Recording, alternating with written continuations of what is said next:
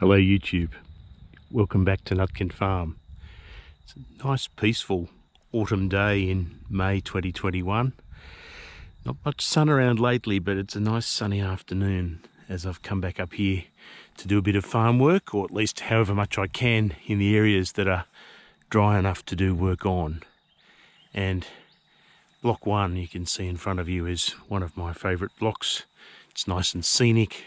It goes straight up and down the hill, and there's a lovely view in the distance of the Nightcap Ranges.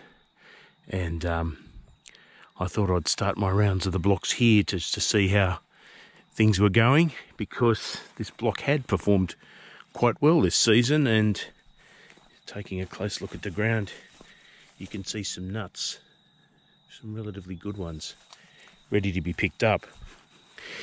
We had to re-herbicide this block. Unfortunately, you don't want to use too much of it, but the last attempt that they made was right before rain, and herbiciding right before rain, particularly when you're using Basta, is not successful. And so they sort of had to redo it. And I must admit, the second round seems to have been a little bit better. I've got the neighbour's dog following me around as well. So we have a reasonable crop out of this block, and the nuts are a reasonable size. Unfortunately, the news isn't as good for the 344s in the older blocks, where the initial crop reports in have got quite a low kernel recovery.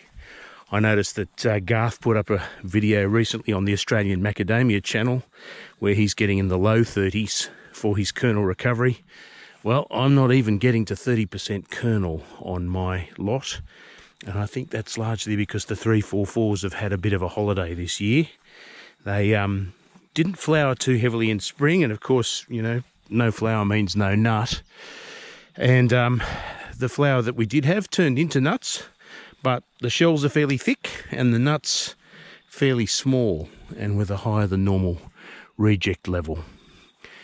Still trying to work out what the variety is in this block number 1. It's doing something good. There's some nuts all over the place here from this particular tree. If anyone's able to tell me what it is, actually that one looks like it could even be an H2 because of the round leaf, but I don't have too many of those if I do. But again, yeah, you can head down to the next tree and there's nuts literally all over the place. But again, not quite sure what that is. That looks more like a 246. Any experts want to comment? Love to hear from you. This block's now unique in that it's the only block I have on the orchard that is now completely full. No gaps anywhere. It's been planted out with all my weird and wonderfuls. It's got all the new varieties, G, J, R and P. Doesn't have MCT1, I've got a separate block for that. But it's got some 835s, which is an experimental variety that I'm from yesteryear that I'm trying again. It's got some 788s, which are known in other countries but not Australia, and it's got some 246s as well that I planted. So yeah, it'll end up being a block that has absolutely no problems with cross-pollination, but the cropping may be all at various different times. And yeah, this year I'm happy with this block. Probably need to come and do some weeding. Well, the inspiration for this video came from a few of the comments on my YouTube movies, and they're comments I wasn't expecting. I mean, I've said before in some of my earlier videos, I only ever made this channel to keep my known friends and family informed, and then all of a sudden it got a bit of a life of its own, and there's something like a couple of 100 subscribers now, and thank you all very much for watching. I'm both flattered and surprised. But some of the comments that have come in from overseas, for people who usually do their best to speak English, are along the lines of, I'd really like to grow macadamias in my country. Do you think I can? Or, you know, what can I do to grow macadamias in my country? And I can't give a generic answer, obviously, because there's so many places around the world that might want to grow macadamias. All I can really do is give you the ingredients that are needed for successful macadamia production, and then leave it up to you to decide whether or not your location has those key ingredients. So first we'll start with the seasons. In winter, you don't want frost. You can have cold winters. Cold and frost aren't the same thing. Frost is a freezing action that will kill macadamia foliage, including the delicate foliage that would normally flower the following spring. And so frost can have a very crippling, very disfiguring effect on macadamia trees. You definitely don't want that. Spring has to be dry. Why? Because flowers of the macadamia species depend on the original climate, which is a dry spring climate. They're rain sensitive, the flowers, and they can rot and become impossible to pollinate quite easily as a result of rain. And of course, you know, we're not immune to rain in spring here too in the northern rivers, but it rarely happens, and September is in fact the driest month of the year here too. September, obviously the southern hemisphere spring. You'd be looking at March in the northern hemisphere. Late spring and summer should be hot and rainy. The hotter and rainier the better, because this is when nuts put on their oil and accumulate in size. They love the heat, they love the sun, they use it to create the oil that goes into the nuts and makes the nuts a good reasonable size. Summer, again, you want heat and rain as the nut matures. In the autumn, it doesn't matter so much.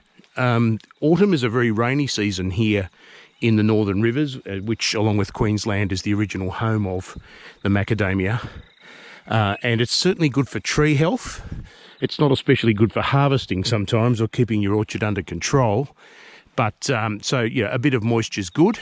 By that stage, though, the nuts are pretty much sized up on the trees and they're ready to drop.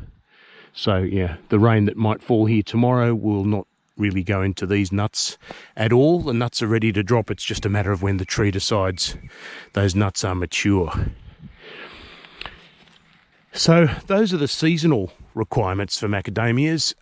The temperatures, like I said, you want a bit of warmth, but you know, a bit like coffee and a bit like other crops, there can be bits of trade-off between altitude, where you are on the planet, and not altitude, in terms of latitude, where you are on the planet, and altitude, which is how high up you are. And they found that with other crops like coffee, where, you know, coffee can be grown outside its native habitat, so long as you vary the altitude. And, you know, some coffee plantations close to the coast are very effective, others aren't. So in Australia, people have been experimenting with ever wider areas for growing macadamias, and we've got one subscriber to the channel, Matt, who's growing some macadamias out west of Lismore in areas basically regarded as a bit too dry for macadamia production. We've got other people converting sugarcane flats to macadamia production in areas that were traditionally considered a bit too dangerous to try macadamias. But what about rainfall? Well, rainfall here in the Rosebank area of the Northern Rivers is about 1.9 metres a year. That's more than enough to avoid an irrigation solution. Around the Alstonville Plateau, it's around 1.4, 1.5. In Bundaberg, it's about 1,000, but that at that point really depends on irrigation to get the crop through. So that's your sort of rainfall requirement or your moisture requirement compared between those regions. And by comparison, Sydney's around about 1,200 mils, sometimes a little more a year. So that's your water requirement. I know I had one inquiry from Somalia, from a subscriber there who asked whether he could grow them in Somalia. And while I'm no expert, I looked up Somalia's climate, and it seems, I'm sorry to say, a little bit dry most of the time for a macadamia crop. At the end of the day, macadamia nut is 70% oil, and it's a hydrocarbon. It needs water, it needs carbon from the atmosphere, and it combines them to make one hell of a delicious product, which is rather good for the environment because it's taking a fair bit of carbon out of the atmosphere too in order to make it for you. So those are the requirements now for rainfall. Now, what about soil? The snobs and the macadamia industry would say that the best macadamias are grown on volcanic soil. And there's a history behind that because macadamias were first commercialised not in Australia but in Hawaii, where the soil is largely volcanic. And the result of that is that the breeds of macadamia tree that they then exported out to Australia, and we tried them, were really all bred for performance on volcanic soil. And a lot of the Hawaiian varieties do very well here in the Northern Rivers where the soil is volcanic. And it's a bit more pot luck when you get to the coastal flats or areas like Nambucca and even Bundaberg in places. You know, some varieties from Hawaii do extremely well. There's absolutely no doubt about it. Others do very poorly, and you know, you could wonder why they ever did well in Hawaii. The soil doesn't have to be volcanic, and in fact there's no evidence that the macadamia species originated only in volcanic soil. The ones that we eat most of, the Macadamia integrifolia, actually comes from an area of southeast Queensland where it was taken over to Hawaii after that. And that wasn't a volcanic area for the most part. So you don't need volcanic soil. Volcanic soil has its pluses and minuses. It's very nutrient rich and it's very free draining. And you do want good drainage in your soil for macadamias, absolutely no doubt about that. But you don't have to have volcanic soil. And one experienced farmer I met actually admitted to me, and then he was in the Northern Rivers, absolutely bang in the middle of beautiful volcanic soil. He said if he had his time again, he wouldn't plant in volcanic soil because other kinds of soil give him the ability to control the nutrient levels much more closely than the almost out of control levels of nutrition in volcanic soil. So that was an interesting remark. I'm not sure I agree with him, but it was good to have his perspective. What else do you need? Well, there's also the fertiliser equation, and I suppose if you were feeding chemical fertilisers all the time, it wouldn't matter where in the world you were, you'd probably get access to them, and you could grow macadamias just fine. But as my agronomist is fond of saying, you can't keep feeding macadamias hydroponically, that is, by feeding them soluble nutrients that just go into their system and get wasted. The key is organic matter. And that's funnily enough where China seems to be falling over in its attempted production of macadamias. They've got a few challenges. One is they're not really using the best quality land to grow them. It's all fairly hilly.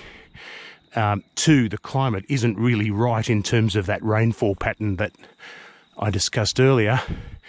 And three, when it comes to finding manures, you really need an advanced agribusiness economy where things are mass farmed. So there's a lot of rural China where every farm's got a cow and a few chooks, but you can't use that to collect mass amounts of manure to go off to farms somewhere and fertilise agricultural crops. You know, they might use the manure on their own farm, but it's completely inefficient to go get tons of manure, which is what we do, and sprinkle it all over our farms. So being in an advanced state of agriculture generally, where you've got one industry that can help out another, particularly the interaction between livestock and cropping, it's a big factor. So if all the other conditions are right and you think you can grow macadamias, don't forget that fertiliser equation. Can you access large amounts of manure, of organic material? Because if you can't, you won't get a competitive result out of these fellas. They really like organic material, manures, blood and bone if you can get it. just enough organic carbon to create soil carbon, in turn, which stimulates microbes. The microbes enhance the availability of nutrients to the tree, and the tree roots take them up. You can't compromise very much with macadamias because while the trees look big, the root balls are in fact quite small, and you've only got so many meters squared to treat them right. And if you do treat them right, they give you a great performance, but the converse is also true. Treat them poorly and they will punish you. So I hope anyone looking for the information on where you can grow macadamias in the world, if you do come across this video, I hope it has answered some of your questions. I appreciate I probably haven't answered all of them, but you can leave some comments in the section below. I'm sorry I only really do English, but if you do your best, I will do mine. Thank you for watching today, guys. We've got another show coming up for you shortly, and look forward to bringing you that. No spoilers, but I will hopefully catch you then. Bye for now.